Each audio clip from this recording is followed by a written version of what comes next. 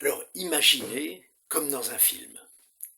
Au moment où la porte du pub s'ouvre, Régis fait volte-face et se cache derrière un rideau. Et il attend. Il attend les oreilles aux aguets. Il entend les bruits de pas, des, des voix. La porte s'ouvre à nouveau. Il reconnaît la voix du gérant, celle de Carmen. Et petit à petit, il entend des bruits quotidiens. On pousse les tables, des chaises. Bientôt ça se calme. Régis sort de derrière son rideau et il fait comme s'il arrivait au pub pour travailler. Et curieusement, il trouve tout le monde à son poste. Chacun est en train de travailler. Il salue tout le monde, il se dirige vers la cuisine et il tombe sur José, fringant, pimpant, en pleine forme. Et José se permet même de plaisanter en anglais espagnol approximatif, un truc du genre alors t'as une panne d'oreiller ou quoi? Régis sourit, il est un peu dans le brouillard après la nuit qu'il a passée. Il salue Carmen, qui lui dit « Mais il faut te dépêcher, mon vieux, c'est samedi, il y a du monde aujourd'hui. » Et il plonge dans son travail, c'est le cas de le dire. Régis travaille toute la matinée, il prépare les plats, il nettoie, il fait ce qu'il a à faire et la matinée passe comme une fleur.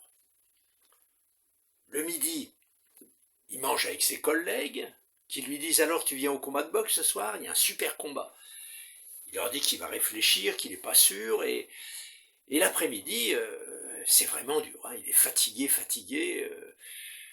Quand arrive la fin du service, il fait le nettoyage de la salle, et au moment de sortir, il voit un couple qui est assis là, en train de boire une bière. Ah, ils sont vraiment curieux.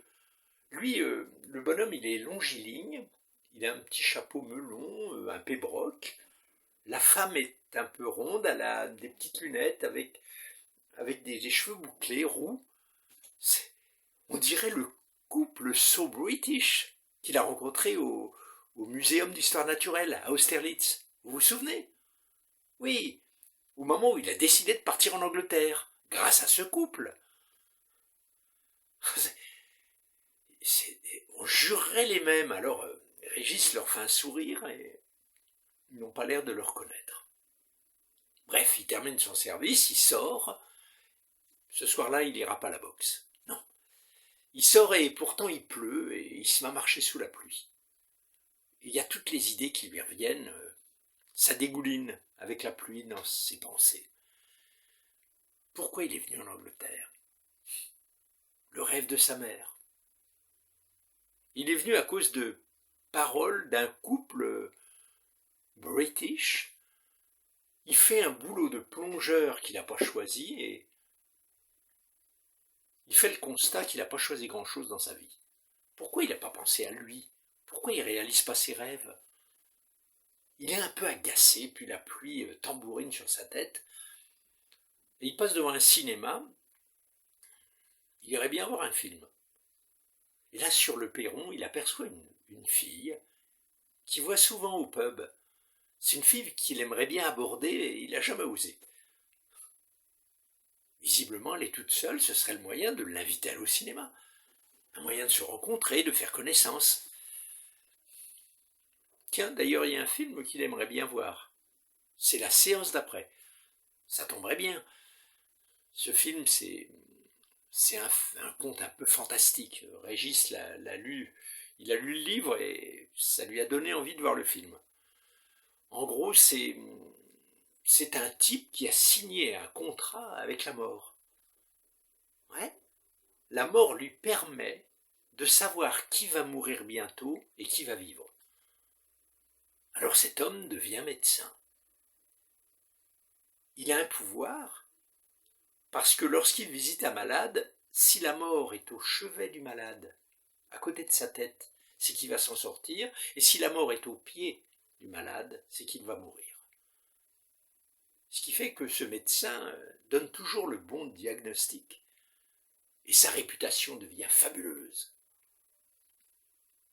Sauf qu'un jour, sa propre amoureuse tombe malade, mais malade très gravement. Et lorsqu'il se présente à son chevet, il s'aperçoit que la mort est au pied du lit. Et il est désespéré. Alors il ruse. Il tourne le lit dans l'autre sens et la mort se retrouve au chevet de son amoureuse. Et du coup, il lui sauve la vie. La mort s'est faite gruger. La mort accepte. Ouais. Mais à partir de ce moment-là, il sera heureux en amour, mais il va perdre son travail et il n'aura plus ce don de pouvoir savoir qui va mourir et qui va vivre. En fait, Régis, il se dégonfle. Au lieu de monter les marches et d'aller vers le perron pour dire à la fille qu'il l'invite au cinéma, il se dit qu'elle est trop bien pour lui. Et finalement, il continue son chemin. C'est vraiment bête. On a l'impression d'avoir un peu tout gâché jusqu'ici, d'avoir jamais eu le courage, d'avoir jamais fait de choix, d'avoir jamais été avec l'enthousiasme de faire les choses avec du sens. Il rentre chez lui, il n'y a rien à manger. Un demi-oignon, un crouton de pain grillé, moisi. Ce soir-là, il va se coucher assez tôt et il fait un rêve. Bizarre le rêve. C'est sa mère qui lui apparaît et qui lui parle dans son rêve. Elle lui dit « Mais qu'est-ce que tu fiches en Angleterre ?» Et lui, il lui dit « Je suis venu à cause de toi. » Et elle lui dit « Mais j'ai jamais rêvé d'aller en Angleterre. J'ai toujours rêvé d'aller à Oran. T'as mal entendu? Non, c'est à Oran, pas à Londres, que je voulais aller. » Ce matin-là, Régis se réveille, il est encore troublé par ce rêve. Et il reste au lit, il n'a pas la force de se lever. Il reste toute la matinée dans son lit, comme Oblomov, un personnage de la littérature russe, qui a toute la vie devant lui. On lui propose les plus belles choses, on lui propose les plus belles femmes, on lui propose de devenir un prince important, mais lui, il ne trouve pas le sens. Il ne trouve pas la porte d'entrée dans ce monde, et il reste au lit et il voit toutes les propositions lui passer devant le nez. Régis, il fait son Oblomov. Il n'y a qu'une seule chose qui le tire du lit, c'est l'humour de sa grand-mère. Sa grand-mère, elle lui disait « Si tu veux voir la vie du bon côté, ferme un œil. » Et c'est grâce à cette phrase que Régis finit par se lever. Ce matin-là, il va se promener, il fait assez beau, il y a un petit rayon de soleil et ses pas le conduisent par hasard à Hyde Park Corner. Hyde Park Corner, c'est un endroit où le dimanche matin, les gens viennent flâner, il y a des vendeurs de livres, mais surtout, il y a des orateurs publics. C'est les gens qui viennent, ils installent une caisse en bois, ils montent dessus, et devant la foule qui passe, ou les gens qui se promènent, ils prennent la parole pour dire leurs idées, pour défendre des convictions religieuses, politiques, dire qu'il faut se révolter, essaye de convaincre les autres d'idées. Il y a même des gens qui disent n'importe quoi. Enfin, c'est le plaisir et la liberté de prendre la parole. Régis les regarde. Il est assez estomaqué par cette liberté-là. Lui, qu'est-ce qu'il défendrait s'il devait monter sur une caisse en bois et dire ses convictions? Il serait convaincu par quoi? Ça le trouble. C'est quoi la liberté?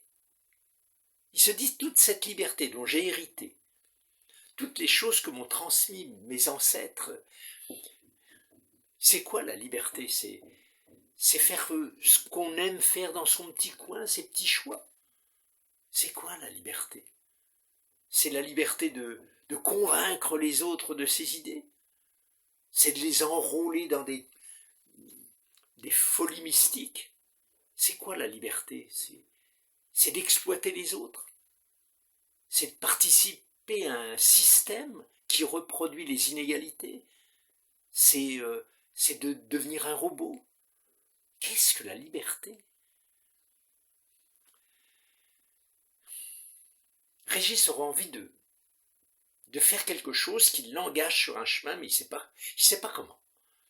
Et puis à ce moment-là, il passe devant un homme, c'est un vieil Indien, une longue barbe, un air un peu jovial et mystérieux à la fois. Il raconte un conte. C'est un conte indien. Régis tend l'oreille, il ne comprend pas tout, mais il comprend un peu le sens de ce conte. Ce conte dit que au tout début, les humains avaient la divinité, ils étaient des dieux, ils étaient l'égal des dieux. Et puis ils ont abusé de cette divinité. Alors Brahma et les dieux ont décidé de leur enlever. Mais Brahma a dit à tous les autres dieux, on ne va pas leur enlever définitivement, on va cacher cette divinité quelque part, pour qu'ils aient du mal à la trouver. Alors les uns ont proposé que ce soit dans le ciel, des autres sous terre, des autres sous l'eau. Mais Brahma n'était pas satisfait, il disait, mais les humains finiront par voler, par aller sous l'eau, par creuser la terre, il faut trouver un endroit plus mystérieux. Et il a fini par trouver. Il a dit, voilà, on va cacher la divinité dans le cœur même des humains. Et ils devront creuser longtemps pour chercher ce qui est en eux. Et c'est depuis ce temps-là que les humains courent dans tous les sens, volent, nagent, creusent, vont partout dans le monde, s'agitent, sans savoir que ce qu'ils cherchent est finalement au fond d'eux-mêmes. Régis a souri en entendant ce conte. Il a eu l'impression que ce vieil homme indien s'adressait à lui-même. Et quand l'Indien est descendu de sa caisse, Régis, d'un seul coup, il ne sait pas ce qu'il l'a pris, il est monté sur la caisse. Et là, devant les gens, dans un mauvais anglais, il a dit « Ce qui est important dans la vie, c'est de faire des choix. À quoi on dit oui et à quoi on dit non ?» Il ne sait pas pourquoi il a dit ça. Ça lui est sorti comme dans un rêve. Ça lui est sorti de la bouche sans qu'il l'ait prémédité. Et il s'aperçoit qu'il y a des gens qui lui font signe, qui sont d'accord avec lui. Et petit à petit, il se met à discuter. Et là, avec les autres, ils se mettent à discuter des droits, des choix, de la vie. Et ils se mettent à discuter et on va les laisser discuter tranquilles. D'ailleurs, je ne sais pas si Régis a appliqué ses idées. Je ne sais pas ce qu'il a fait de sa vie, au fond. Chacun peut l'imaginer. Mais vous, auditeurs qui avez suivi cette histoire depuis le début, si je vous posais cette question, à quoi vous dites oui? À quoi vous dites non? Qu'est-ce que vous répondrez? That is the question, no?